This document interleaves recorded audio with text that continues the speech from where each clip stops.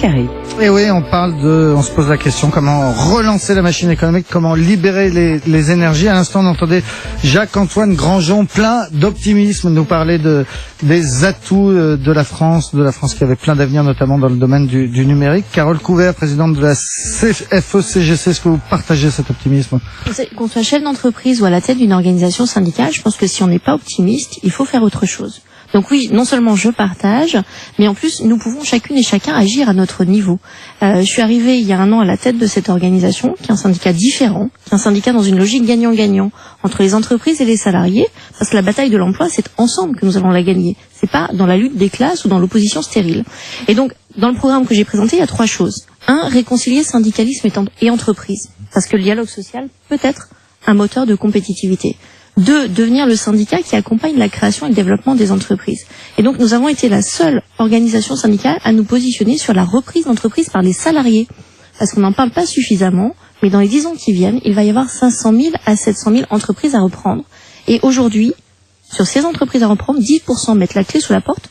Vous en avez parlé tout à l'heure, 67 000 faillites l'année dernière. Dans les entreprises qui ferment, il y a des entreprises qui se portent bien.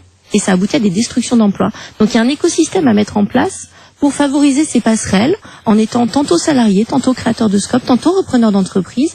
Et ça fait partie des défis que nous voulons relever à la CFE-CGC. Et puis dernière chose, il s'agit aussi de valoriser le capital humain, comme on sait si bien valoriser d'autres capitaux. Et là, je pense que des sujets comme la qualité de vie, l'organisation du travail doivent faire partie des sujets qui se mettent sur la table. Alors, c'est bien beau les discours, mais encore faut-il agir. Donc nous avons fait 3 choses à la CFE-CGC.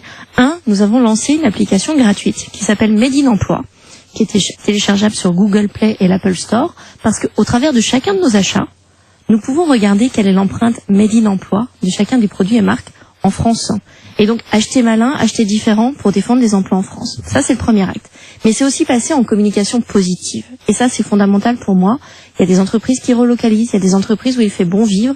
Il s'agit de communiquer autour de ces entreprises pour donner envie à d'autres chefs d'entreprise de se lancer. Et puis, 3e chose, il s'agit maintenant de récompenser aussi un certain nombre d'entreprises dans lesquelles il y a un dialogue social qui se passe bien.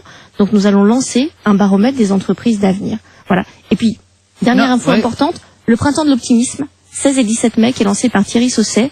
Je crois que c'est très important pour tous les chefs d'entreprise en devenir comme ceux qui sont aujourd'hui à la pointe du progrès. Le printemps de l'optimisme, ça m'avait échappé. Heureusement que vous êtes là pour nous dire que ça aura lieu cette année. Nicolas Bouzou, quand on écoute ces 2 patrons et cette syndicaliste autour de la table, ce qui me frappe, c'est qu'ils ne parlent pas du coût du travail, des charges sociales. Alors que quand on écoute Manuel Valls et François Hollande depuis maintenant 6 mois environ, ils ne parlent que de ça, comme si le problème unique en France, c'était le coût du travail. C'est certainement pas le problème unique, mais enfin, ils ont quand même eu raison de réfléchir et d'agir dans ce domaine-là. Faut bien voir que, en réalité, en France et dans tous les pays développés, aujourd'hui, vous avez 2 économies. Vous avez une économie qui est l'économie des biotechnologies, du digital, de la génétique, des imprimantes 3D, des objets connectés, etc. Évidemment, celle-ci, elle va très bien et elle se développe très fortement. Et puis, vous avez une économie qui est l'économie traditionnelle, qui est une économie à faible valeur ajoutée, qui peut avoir son utilité, parce que là-dedans, vous avez des entreprises de services, vous avez le secteur du tourisme, par exemple, qui est très important.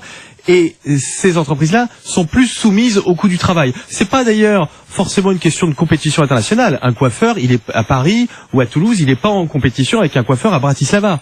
Mais le coût du travail pour lui, ça importe. Parce que si le coût du travail est trop élevé, eh bien, il ne recrutera pas tout simplement parce que son recrutement ne sera pas rentable. Donc on a une vraie problématique du coût du travail. Et ce qu'a voulu faire, d'après ce que j'en comprends, le Premier ministre et surtout le Président de la République, parce qu'en réalité, ce pacte de responsabilité, il vient du Président de la République, c'est cibler tous les allègements de charges autour du SMIC sur les bas salaires pour aider ces gens-là, pour aider le travail faiblement qualifié et pour faire en sorte qu'on ait des embauches assez rapidement dans ces entreprises.